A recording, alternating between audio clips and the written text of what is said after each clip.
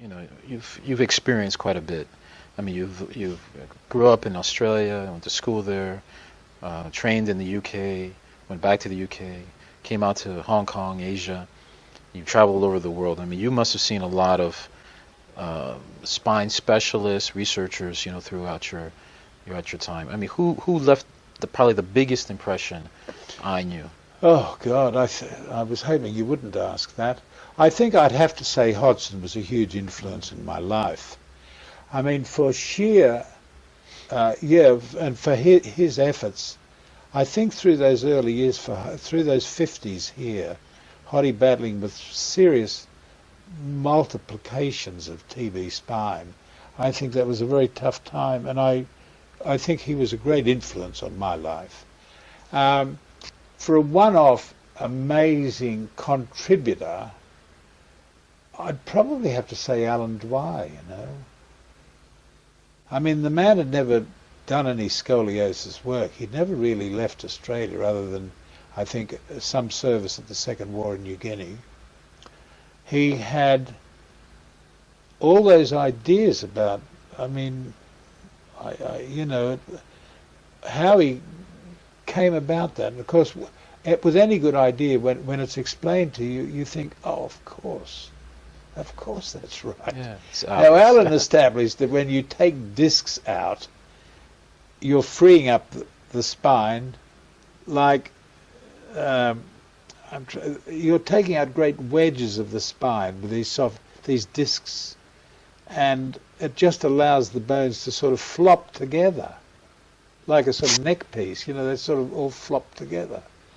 And how in the name of God he got that, I don't know, because, you know, it's not as if he'd gone and seen John Moe operate or Cobb in New York operate. I mean, he just home alone in Sydney thinks, that was amazing. Quite exceptional. Well, in our discussion here with Alan Dwyer, one name that always came to mind was Ralph Cloward. Well, Cloward was amazing. I knew Cloward very well from Honolulu. Ralph was crucified by his neurosurgical colleagues in the US. Yeah. Partly it was self-induced because he was a pretty self-opinionated guy. Mm-hmm. But a lot of these concepts, he was in the 40s. In the 40s, he was talking about removing discs because they're the painful part of the back in back surgery. And he said the disc, he said, think of it, John, like you're walking around with a pebble in your shoe. He said you can't walk very far with a big stone like that, and if you take the stone out, walking's much easier. So that was his explanation for taking the whole disc out and replacing it with bone graft. I mean, he was way ahead of his time, but he was vilified by many in the States, largely because he was a fairly self-opinionated guy. But he was very interesting because he was the only neurosurgeon in Hawaii at the time of Pearl Harbor. And he used to have his own bone bank, and the Sunday morning he'd put aside to taking the bits of bone outside the kitchen in Diamond Head in Honolulu, and spraying them with his hose, garden hose, cleaning these bits of bone plug he was going to use. Imagine that. And he looked up, and he remembered the fighters overhead, and there were this particular Sunday morning he looked up and he saw the puffs of smoke were black. They weren't white, they were black, and he knew that was trouble. Right. It was the Pearl Harbor thing had started. Right. And he did all the neurosurgery for all of that. I mean, amazing. He was a very interesting man. I saw a lot of Ralph. I had him in Oswestry several times operating, and I think he was a great influence in his time. I don't know that he got through to me. His work is technically quite difficult, I think, the posterior lumbar fusion, interbody fusion. But he certainly had the right concepts, and technically he was great. And did you also see him perform any of the ACDF Oh yeah, stuff? yeah. I saw him. I assisted him many times in Honolulu and in Oswestry, and I think in London. He was an excellent technician. Excellent, yeah.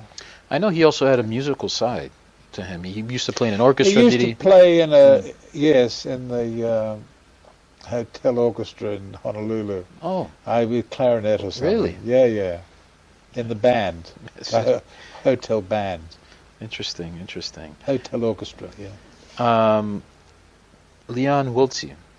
Lee was one of the participants at the meeting I mentioned earlier on in Hong Kong here in September '68. Lee was a big contributor to the scene, a big developer, and he was very good. I didn't see Lee operate, but he certainly had his fingers in many pies. You know, he wrote a lot. He had a huge influence. He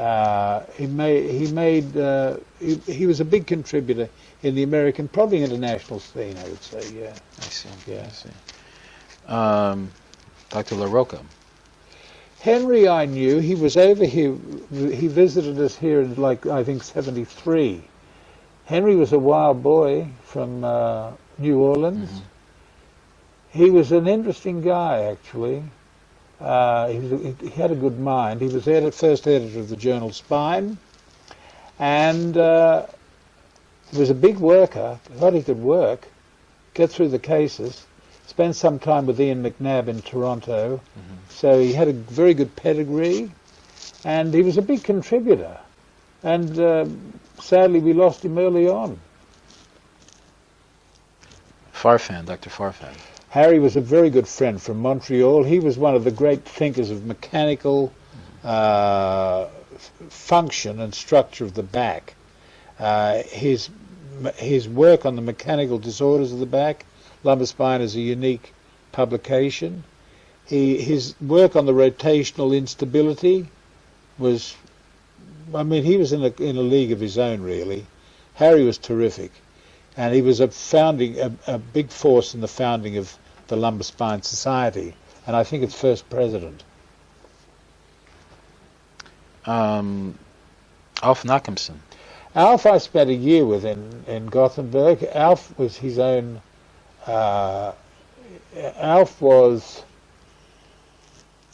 He was a big influence. The interesting thing, I heard Alf Nachemson talk at a BOA meeting, British Orthopaedic meeting in '67, before I came here. The meeting was at Imperial College in London, and Alf gave a talk on the respiratory function in cases of scoliosis worse than 60 degrees. Saying that, if they get to 60, they're going to be in bad lung function. And I was never sure about that. In fact, I'm not sure about it now. But my God, from there on, everyone with a curve near 60 degrees got spinal surgery. How about Henry Crock? Oh, Harry Crock. I knew Harry because we worked on opposite sides of London for a period in the 80s or 90s. Harry had made a big contribution in surgical anatomy of the spine. He was a great dissector, and he worked in Oxford for a time and got